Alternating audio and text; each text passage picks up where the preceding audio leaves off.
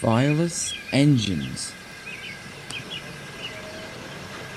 One breezy afternoon, Gordon the big engine dozed at the harbour before taking his evening express. He was in a bad mood and wanted to be left alone. Bill and Ben, however, didn't care at all and took the opportunity to give Gordon grief. "The wind's picking up, Gordon.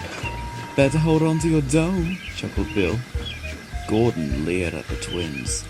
He did not like to be reminded of the time that the wind caused his loose dome to come off while thundering across the viaduct. "You can't trust domeless engines, they say," Ben added, grinning. Gordon was about to retort, but he suddenly thought of the perfect way to get the twins to leave. He knew that though they were clever, they were very gullible. "Perhaps you're right," said Gordon. "I'm glad I have a dome, but I'm especially glad that I have a firebox and a funnel." "What do you mean? What kind of engine doesn't use a firebox or a funnel?" Bill asked. "Diesels for one," Gordon replied. "But I'm not talking about diesels. I'm talking about a different kind of engine. My driver told me about them, but you wouldn't be interested in that sort of thing." This piqued the twins' interest. "Tell us," said Ben. And so, Gordon started. Many years ago, on a faraway land, there existed a railway. It was much like ours. There were main line and branch lines.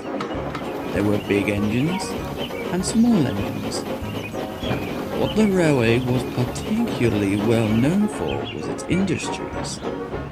It exported goods across the world. The engines who worked in the factories were tank engines, much like you two.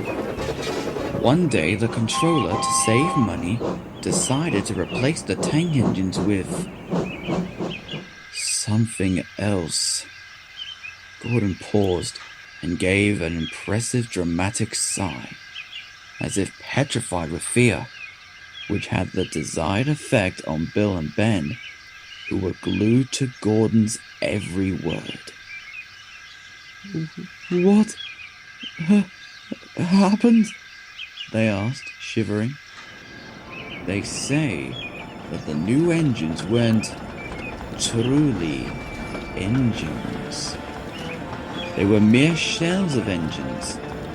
They had no fireboxes and no funnels.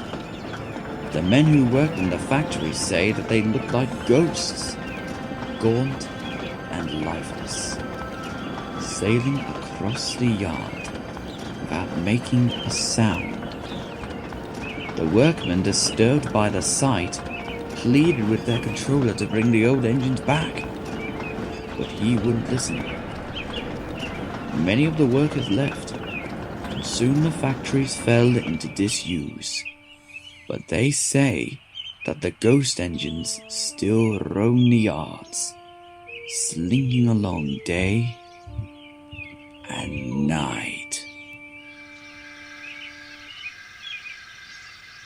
A whistle shrieked from the other end of the yard. Bill and Ben nearly jumped off the rails. They quivered as they heard the sound of wheels creaking towards the sidings. "It's the ghost engines!" Bill and Ben cried, and they scampered away at once. Gordon bellowed with laughter. The source of the noise had been Edward, who, with plenty of steam, had coasted across the harbour to the sidings.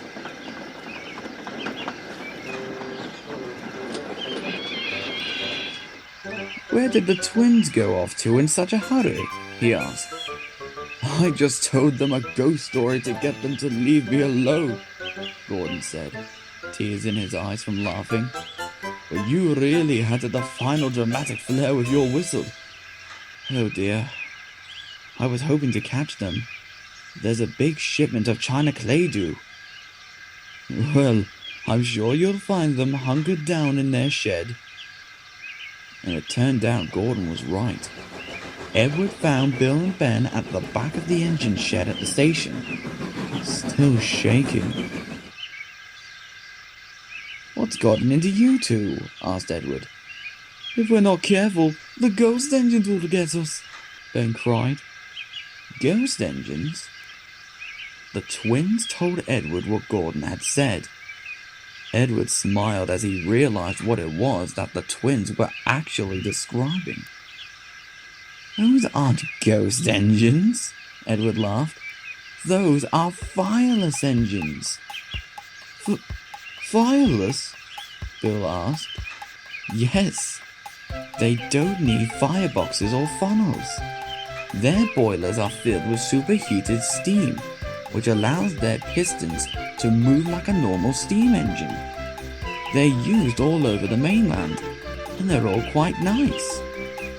Bill and Ben, realizing they were tricked, vowed to pay Gordon out the next time they met.